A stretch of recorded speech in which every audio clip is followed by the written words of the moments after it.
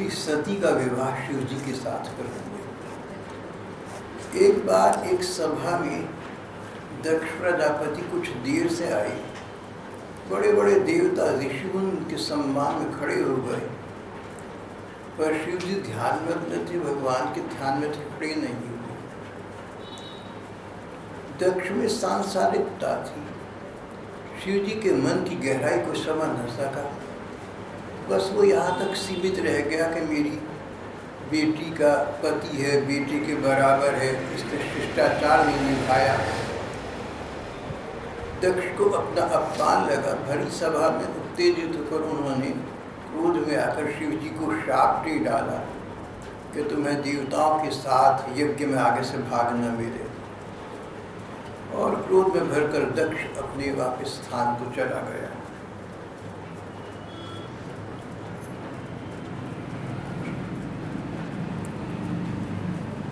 शिव जी के साथ के उनके अनेक सहायक जन सभा में उपस्थित थे।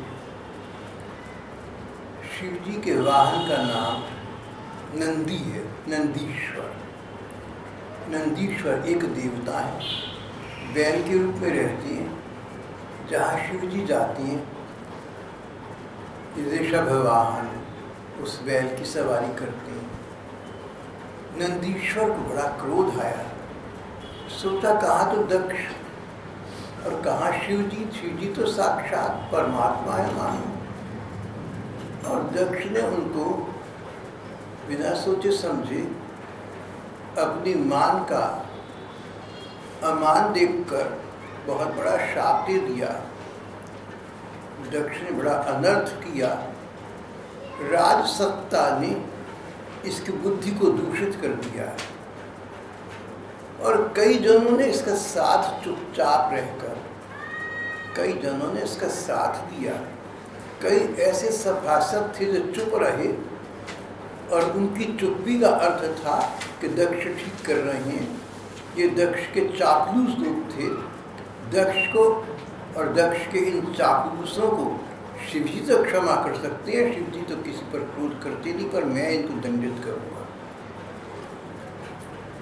नंदीश्वर ने सभा में खड़े होकर अपने छोटे से अभिभाषण में कहा कि मूर्ख दक्ष तत्व ज्ञान से विमुख हो गया। उसने शिव जी की महिमा को समझा नहीं। दक्ष ने क्रोध भरकर कहा था, मरकट दोचन, बंदर की तरह आंखें नचाने वाले अशिव शिव को मैंने बेटी ब्याकर गलती कर। मरकट दोचन। नंदीश्वर ने कहा कि बस्तमु खोज रात, ये दक्ष तो सदा से बकरे के समान रहा है। इसकी रुचि सुख भोगों में रही। बकरी की तरह मैं करता है, अहंकार से भरा पड़ा है। तो मैं इसको शाप देता हूँ, इसकी मुंह और इसकी बोली आज से बकरी वाली है। अचिरा तुरंत इसी क्षण से देखते देखते घर बैठी दक्ष का मुंह बकरी सब निकला। अरे स्वयं भगवान को देखो। एक बार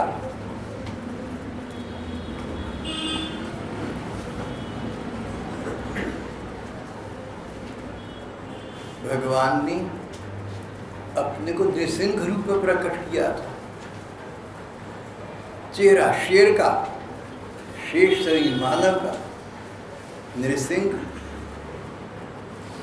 अब इसका ये हिस्सा कि शक्ल तो बकरी, शेष शरीर मनुष्य वाले। नंदीश्वर को क्रोध आया। तुम जाकर देखना, मुझे नहीं पता। मुझे उतना ही पता जितना ग्रंथ में लिखा है।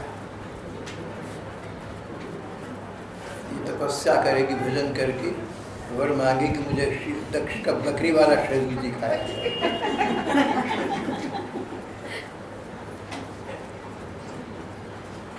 दक्षो बस्तमुखो चिरा, तुरंत इसका मुख बकरी जैसा हो जाए। और फिर जो दक्ष के पक्षधर ब्राह्मण लोग थे भृगुज इत्यादि। भृगुजी यज्ञ के प्रधान होता थे, यज्ञ के अधिष्ठाता थे। जब दक्ष प्रजापति ने यज्ञ का आयोजन किया तो भृगु जी को उसका अध्यक्ष नियुक्त किया था। भृगु जी की अध्यक्षता में सारे वेद मंत्र बोले जाएंगे, सारा यज्ञ होगा। दक्ष के पक्षधर भृगु जी आदि ब्राह्मण लोग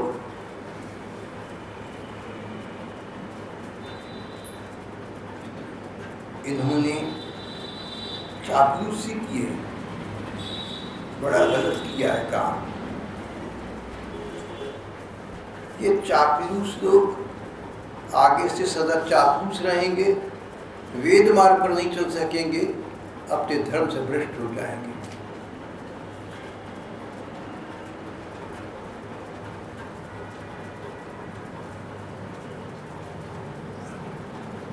जब दंतीश्वर ने इस प्रकार शाप दिया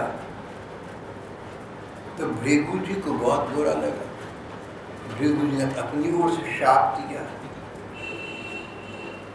इन शिव जी के समर्थक लोग श्मशान में रहेंगे, भूत प्रेतों के बीच रहेंगे, राख रमाई रहेंगे, इनकी भी करनी धरनी ऐसी हो जाएगी।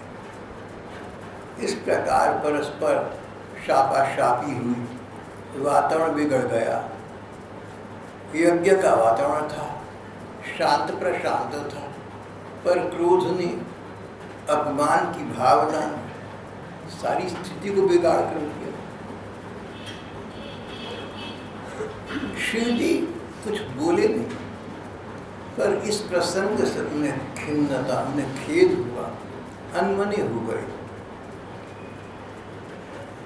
उनका सोचना ये था कि किसी को क्रोध आए तो भी तुम क्रोध न करना, क्रोध पर क्रोध करोगे तो क्रोध बढ़ेगा, राग द्वेष बढ़ेंगे।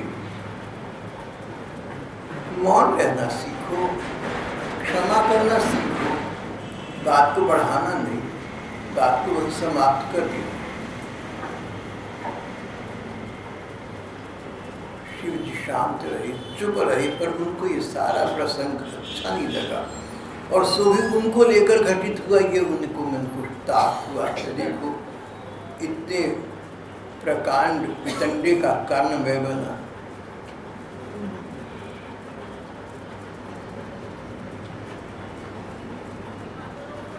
भृगु ऋषि के शाप देने पर इस प्रकार शापाशापी का, क्रोध और उत्तेजना का वातावरण देखकर भगवान शंकर कुछ खिन्न से हो गए, अनमने हो गए। वहां से अपने संगी साथियों को लेकर अपने स्थान को चले गए। यज्ञ को वहीं समाप्त कर दिया गया। सबने अवभृत स्नान किया, यज्ञ के अंत में जो स्नान किया जाता है सो किया।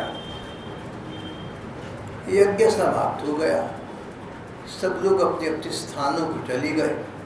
रह गया तो वही वैमनस्य और प्रतिशोध दक्ष के मन में। देखिए कितनी विचित्र बात है। जब कोई शुभ से शुभ कार्य मन में अशुभ संकल्प लेके किया जाए तो उसका फल भी अशुभ ही होता है, उसका फल शुभ नहीं हो सकता।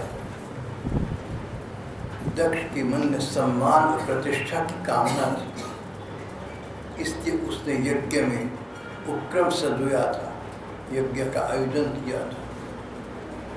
कहा तो ये कि भगवान की संतुष्टि के लिए हम यज्ञ कर रहे हैं। अंतर विचार ये था कि यहाँ जब सब लोग आएंगे, मुझे देखकर खड़े होंगे, सम्मान करेंगे, मेरी प्रतिष्ठा बढ़ेगी। और जहाँ नहीं हुई वहाँ शापाशापी हुई। यज्ञ तो जैसे तैसे जहाँ था वहाँ समाप्त कर दिया गया। यज्ञ का लक्ष्य तो पूरा न हुआ, सब लोग अपने अपने स्थानों को चले गए। कालांतर में इस बात को भूल गए। शेष रह गया तो दक्ष के मन में अपमान की ज्वाला, राग द्वेष, क्रोध ऐसे शुभ कर्म से तो शुभ कर्म न करना अच्छा है। शुभ कर्म का लक्ष्य भी शुभ होना चाहिए, फिर फल भी शुभ होगा। और शुभ कर्म कहने के बहाने से अशुभ लक्ष्य को मन में रखकर शुभ कर्म करो तो सचमुच वो शुभ तो हुआ नहीं, इसलिए उसका फल भी शुभ नहीं हो सकता है।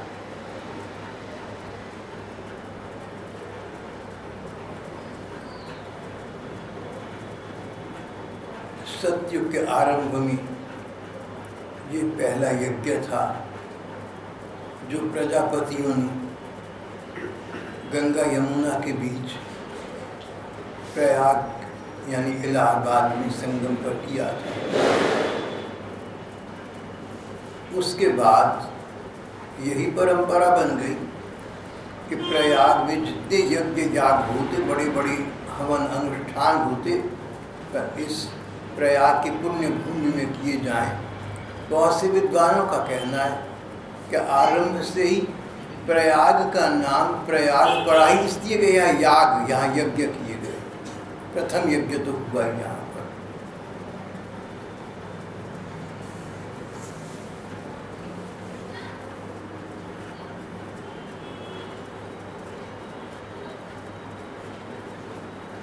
कुछ समय व्यतीत हो गया, पब्लिक मेमोरी शॉर्ट, वितंडा होता है, अच्छी बुरी बातें होती हैं, प्रकार प्रकार की घटनाएं होती हैं, भूल जाते हैं लोग, सब बातें विस्मृति के गर्त में खो जाती हैं।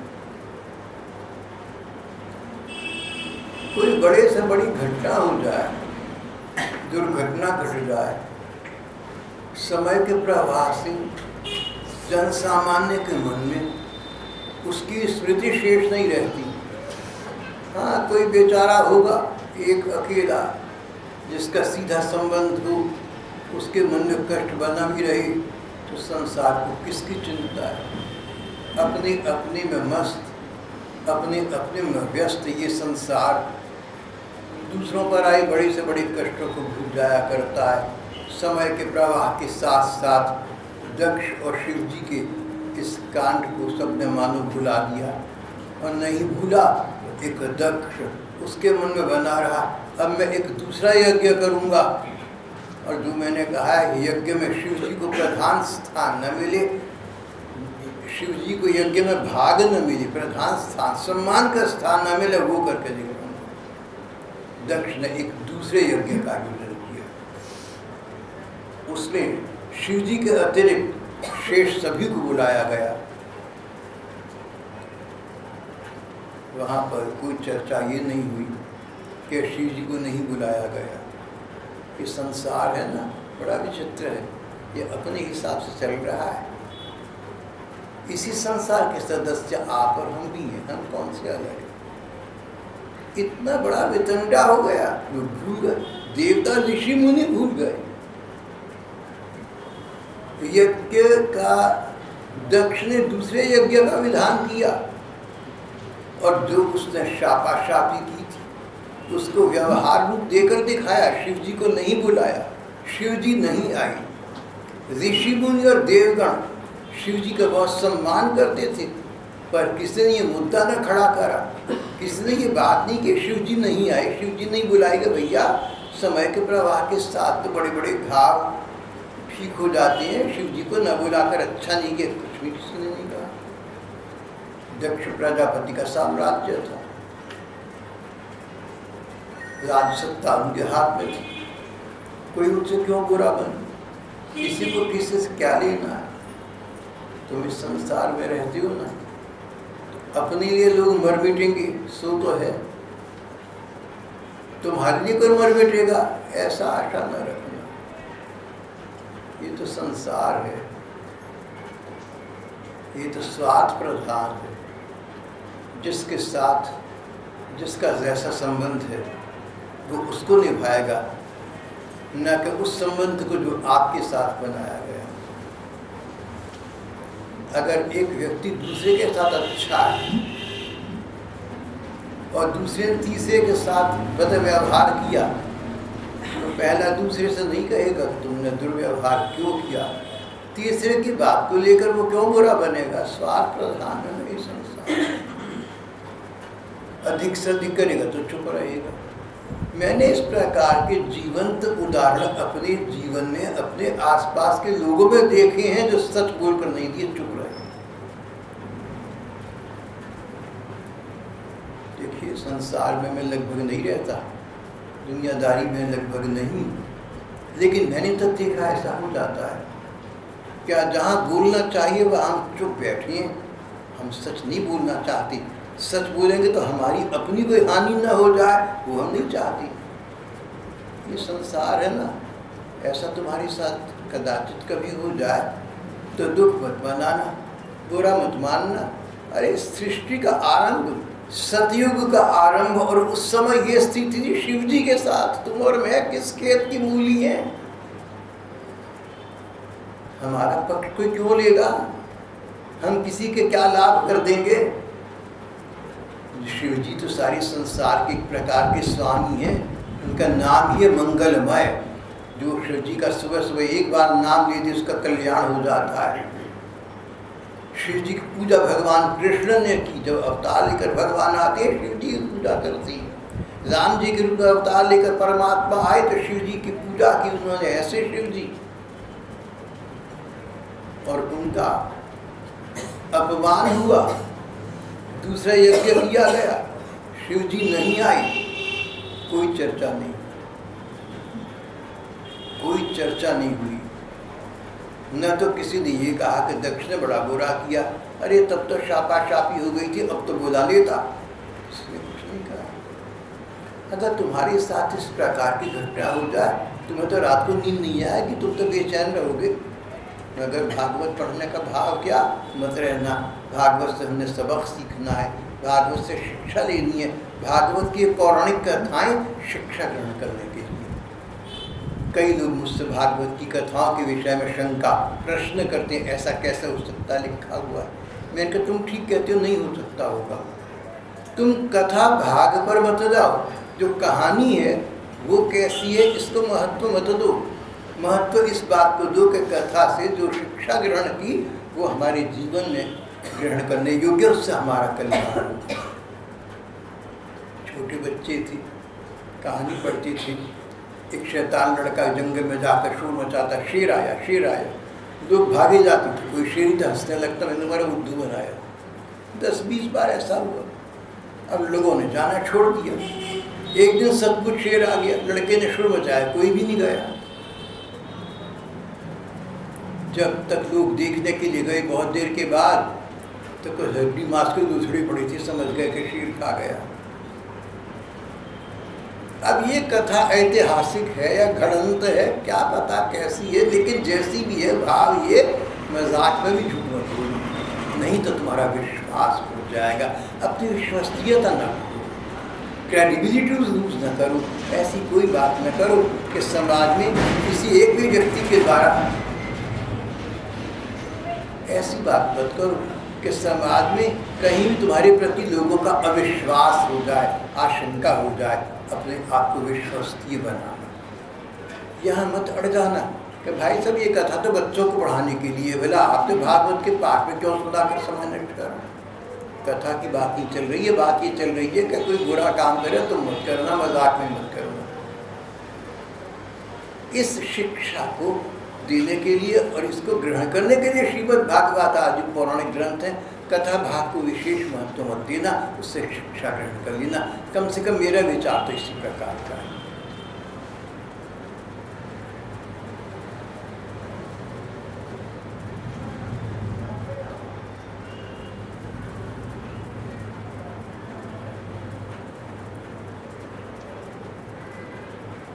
दक्ष ने दूसरा यज्ञ किया, शिवजी और उनके साथियों को यज्ञ का भाग नहीं दिया। इस प्रकार उनका तिरस्कार करते हुए जब देखा कि अब तो कोई बात हुई नहीं, शिवजी ने कोई वितंडा नहीं खड़ा करा, शिवजी ने संसद में ये मुद्दा नहीं खड़ा करा कि देखो मुझे नहीं बुलाया गया, मैं पहले ही कहता था ये आदमी बिगड़ा हुआ है। जब तो अंतर्राष्ट्रीय न्यायालय में मामला गया या यूनाइटेड नेशन पर मामला गया, शिव जी ने कोई बात नहीं करी, उनकी तरफ से कुछ था ही नहीं। शिव जी तो ब्रह्मानंद में रहते थे।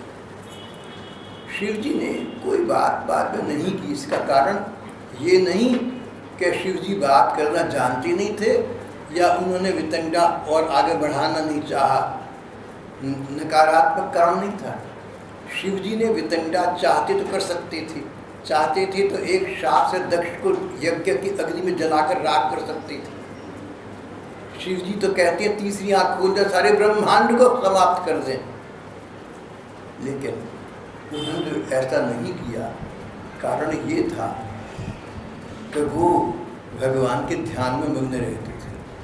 जो लोग अपना मन और अपना समय भगवान में लगाती हैं, संसार में बदला लेना, बुरा लगना, इन बातों में पढ़ने का उनके पास समय नहीं होता, उनके पास मन नहीं होता। Life is too short to love, I wonder how people find time for love. 1200 वर्ष पहले इराक की भक्त महिला रबिया से पूछा कि रबिया, कई लोग तुम्हारी बुराई करते, तो वो उत्तर क्यों नहीं देती? बोली, भगवान का स्मरण करने के जो समय चाहिए वही कम पड़ जाता है, मैं दुनिया को क्या समय दूँ, मुझे कोई शत्रु दिखता नहीं। ये दृष्टि होनी चाहिए हमारी भी, ये शिक्षा ग्रहण करने के लिए छोटे मोटे हमारी जैसे मनुष्य।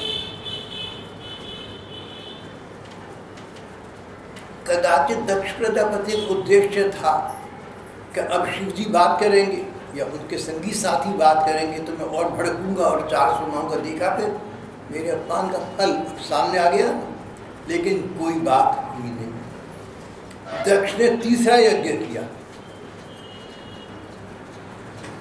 इसी दृष्टिकोण से किया, मैं यज्ञ पर यज्ञ करूंगा, कभी तो शिव जी को क्रोध आएगा।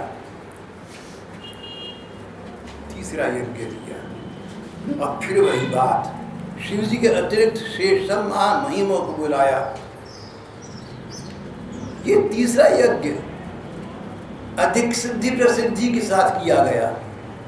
हो सकता है पहले यज्ञ की सूचना शिव जी को न मिली, अब तीसरा यज्ञ करूंगा।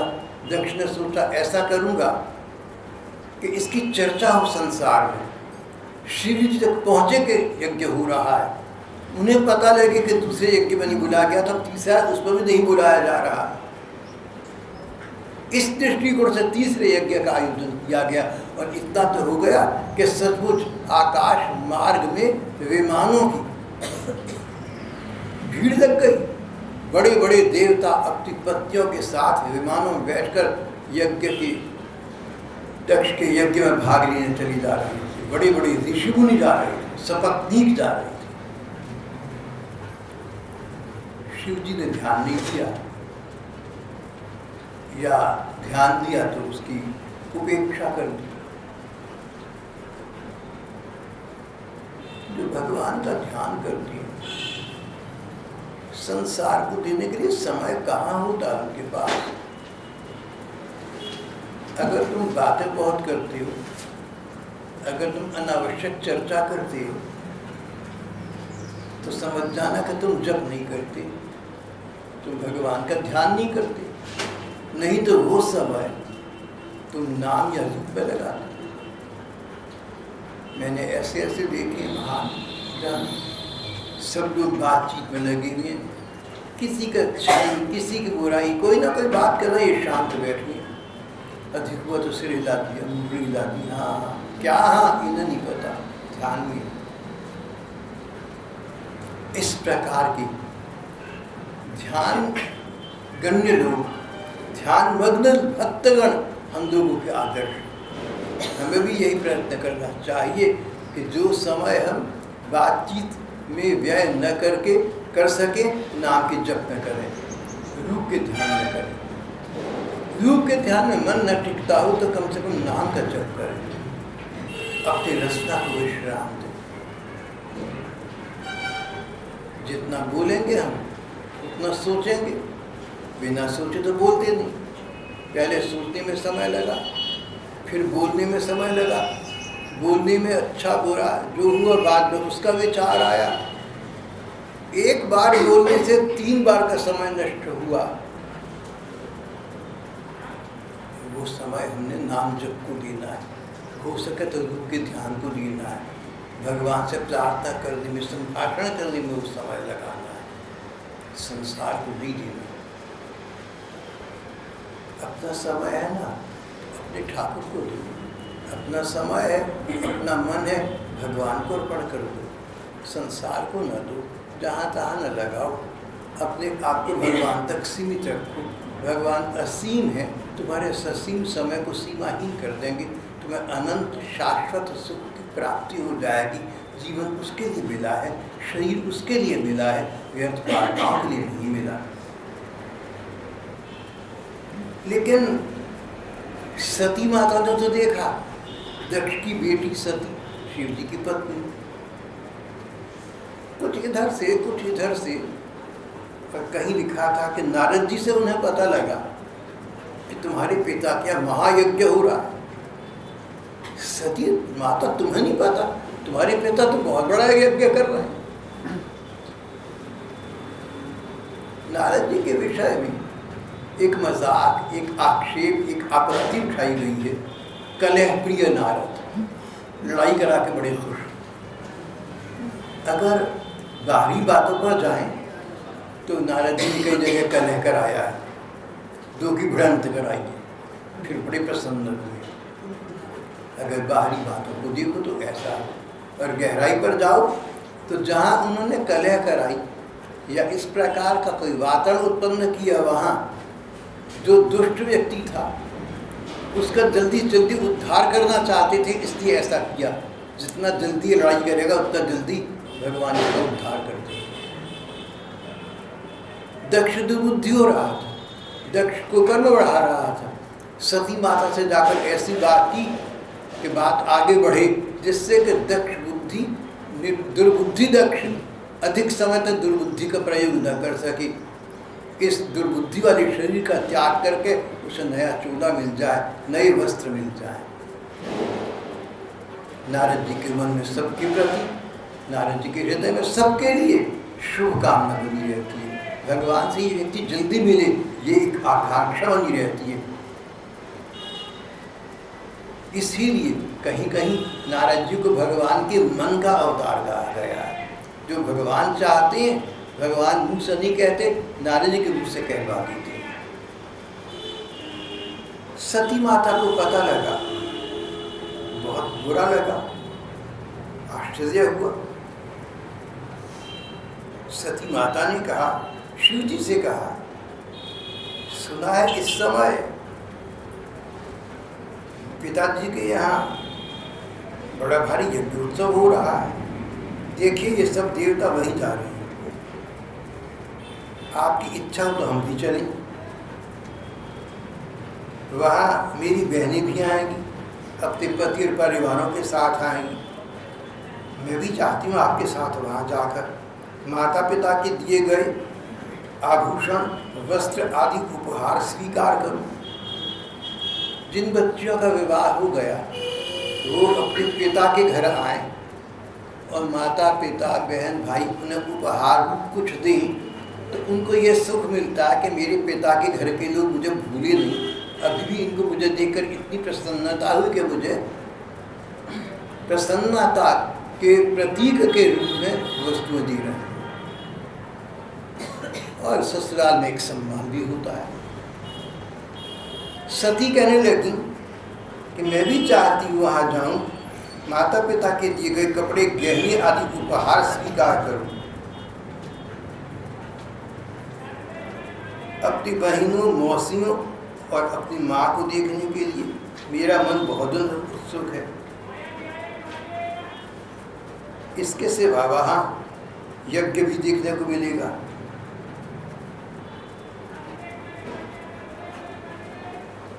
कितनी स्त्रियां ऐसी जा रही जिनका पिता दक्ष से कोई संबंध भी नहीं है, फिर भी वे अपने अपने पतियों के सहित खूब सज धज कर झुंड के झुंड वहां जा रहे हैं।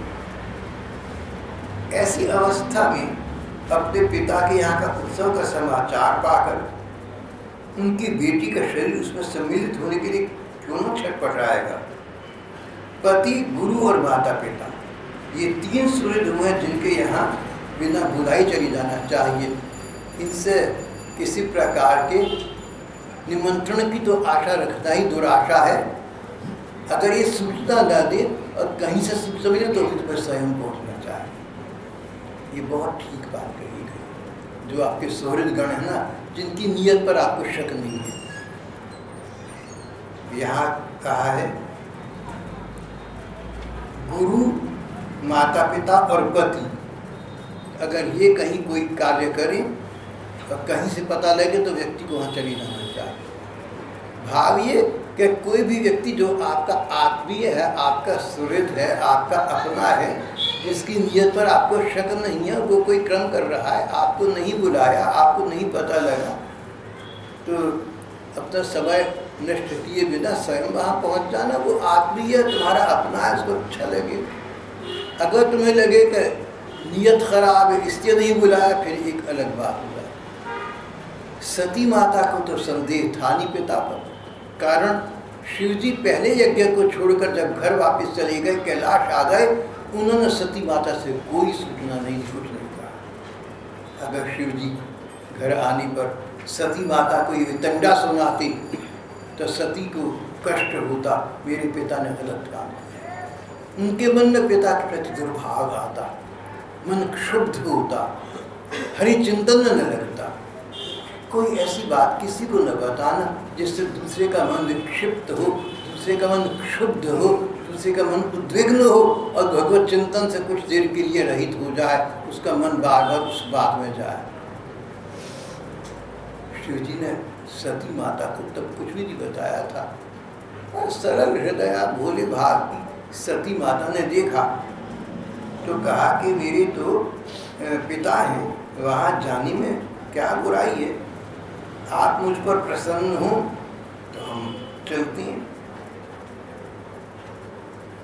ये सुनकर शिव जी को पुरानी बात याद आ गई कि दक्ष ने मुझे जानबूझकर नहीं बुलाया। अरे उसके मन में तो अभी तक वो मनोमालिन्य बाकी है, उसने जानबूझकर नहीं बुलाया। शिव जी अंतर्यामी भी हैं, सर्वज्ञ भी हैं। उन्होंने सती माता से बस छोटी सी बात कही, सुंदरी अपने बंधुजन के यहाँ बिना बुलाए भी जा सकते हैं, सो तो ठीक है, पर ऐसा तभी करना चाहिए जब उनकी दृष्टि अभिमान पूर्ण न हो, मद और क्रोध के कारण द्वेष और राग से युक्त न हो गई। 6 लक्षण ऐसे हैं जो सत्पुरुषों में गुण है और दुर्जनों में दुर्गुण है। विद्या, पढ़ाई लिखाई, अगर कोई सज्जन, कोई भद्र पुरुष पढ़ा लिखा है तो उसमें विनम्रता आ जाएगी। विद्या ददाति विनयम, उस ज्ञानी को ज्ञान हो जाएगा, जितना ज्ञान मुझे हो गया उससे कहीं अधिक ज्ञान तो बाकी मुझे क्या है। और वही कहीं शिक्षा, उच्च शिक्षा किसी दुर्जन को प्राप्त हो जाए तो अभिमान आ जाएगा, मुझे तो बड़ा ज्ञान है, मेरे आगे ये क्या लोग क्या चीज़ है, अभिमान भर जाएगा। जिस व्यक्ति को अभिमान हो जाता है वो दूसरों का अपमान भी कर सकता है। इसी प्रकार तपोधन, तपस्या करके धन प्राप्त करना, तपोधन प्राप्त करना, सत्पुरुष इसका लाभ उठाते हैं भगवत प्राप्ति के लिए, लोक मंगल के लिए, आत्म कल्याण के लिए। और राजसिक लोग इसका प्रयोग कई बार तपोधन का प्रयोग शापाशापी में करती। तब का धन मेरे पास है, किसी व्यक्ति ने अनुचित कर दिया, जा मैं तुझे शाप देता हूँ। शापाशापी से हमारे पुराण और धर्म भरे पड़े हैं। ऐसे लोगों को तपोधन पुनर्प्राप्त करने के लिए जो लोग शाप देते थे, तपोधन का नाश हो जाता। जैसे बैंक में आपके 4 पैसे हैं, आपने 2 निकाल लिए तो 2 रह गए, अगर वो भी निकाल लिए अकाउंट क्लोज।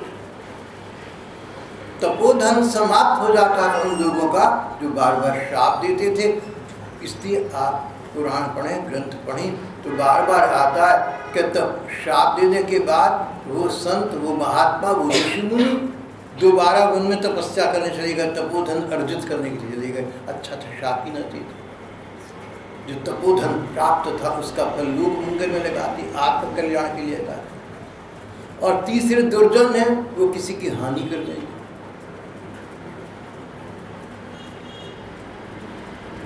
शंभूक नाम का एक दुर्जन तप कर रहा था।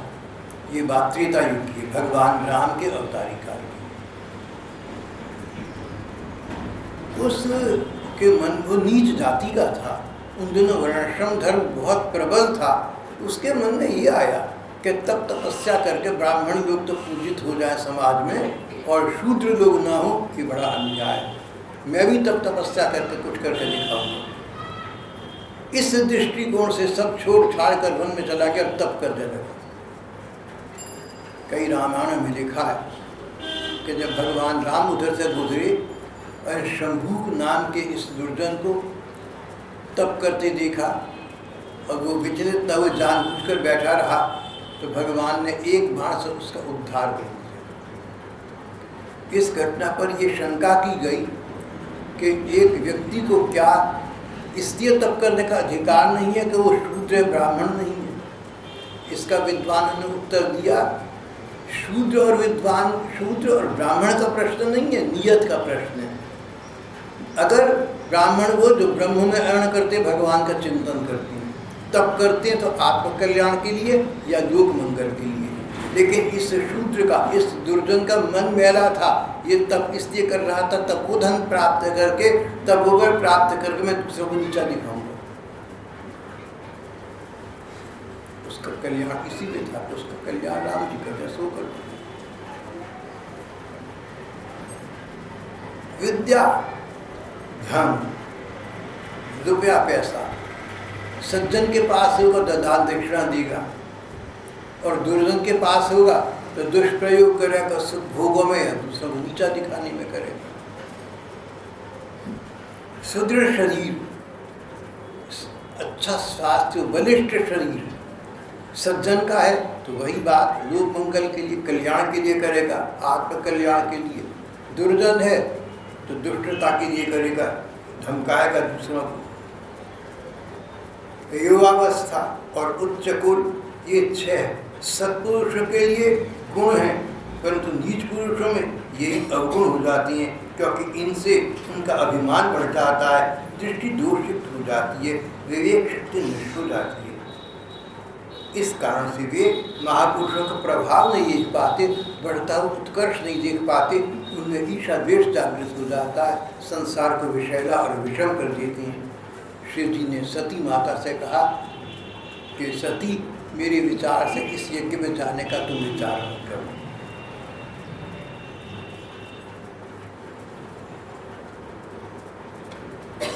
देखो, कहीं तुम वहां जाओ ये सोचकर कि माँ मुझे लिपटा लेगी, बहनें मुझे हृदय से लगा लेगी, पिताजी मुझे कंठ से लगा लेंगे, सबको छोड़कर मेरे में लग जाएंगी। अरे सती आ गई, सती आ गई, देखो भाई सती आई है। और ये न हुआ, किसी ने आँख उठा के भी न देखा। सती संसार का क्या निश्चय है, क्या पक्का पता है? जो हम सोच रहे हैं वो बिल्कुल ना हो, उसका प्रतिकूल हो जाए तो कौन कह सकता है?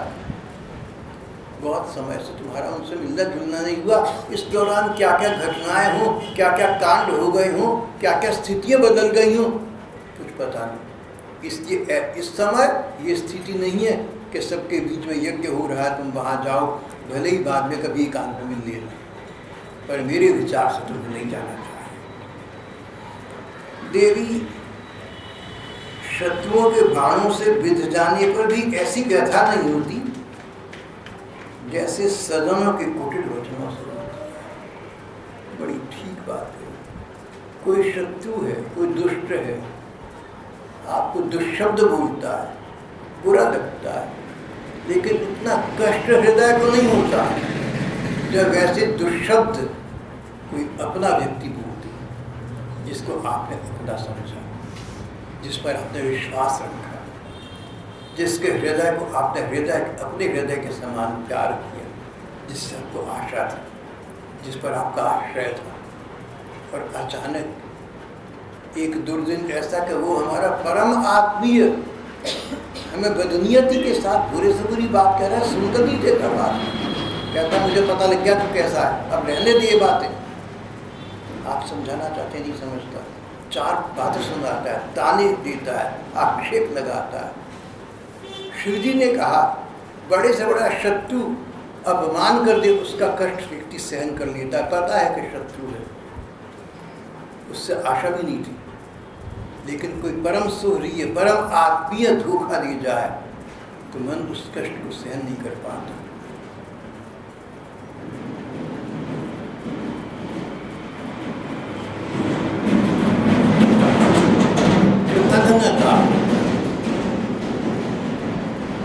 कृतज्ञता, एहसान फरामोशी, थैंकलेसनेस, इसको सहन करना बड़ा कठिन।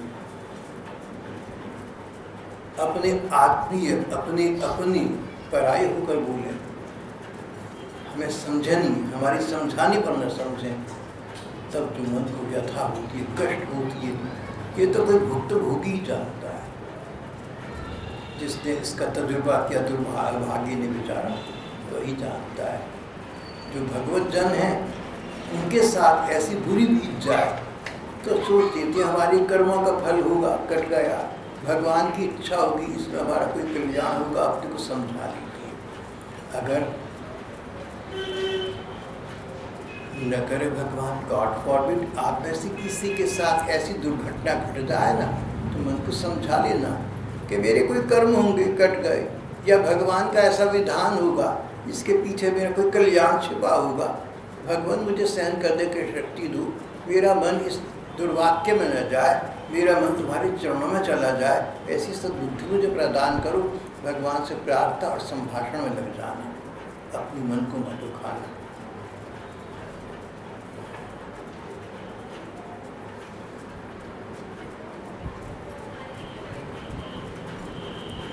बाणों से शरीर छिन्न भिन्न हो जाए तो जैसे तैसे नींद आ जाती है, पर अपने लोगों के विश्वासघात हो जाए तो क्या दिन क्या रात मनुष्य का हृदय पीड़ा से बेचैन रहता है। ये कहकर शिव जी ने जो यज्ञ, पहले यज्ञ में वितंडा शिव जी के साथ हुआ था, काफ़ी कुछ सती माता को सुना दिया। ऐसा हो चुका, मेरे प्रति उनका द्वेष भाव है, तुम जाओगी, मेरे कारण से वो तुम्हारा भी सम्मान न करेंगे। अब वो तुम्हें अपनी पुत्री कम और मेरी पत्नी अधिक मानती है, और मेरा अपमान होगा, चाहे पिता करने वाले हों, तुमसे वो अपमान सहन नहीं होगा। भारतीय नारी अपने पिता के द्वारा भी अपने पति का अपमान सहन नहीं करती। सती तुम नहीं सहन कर पाओगे, इसलिए ऐसे स्थान पर जाने का विचार ही उचित नहीं है।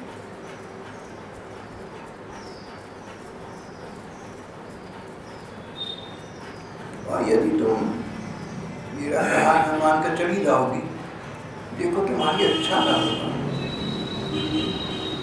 जब किसी प्रतिष्ठित व्यक्ति का अपने लोगों द्वारा अपमान होता है तो वह अपमान उसकी मृत्यु तक का कारण बन जाता है।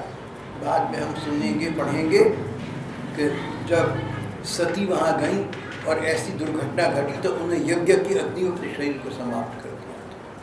शिव जी की भविष्यवाणी, शिव जी का आशंका सच निकली थी, और ये प्रसंग हम अगली बार करेंगे।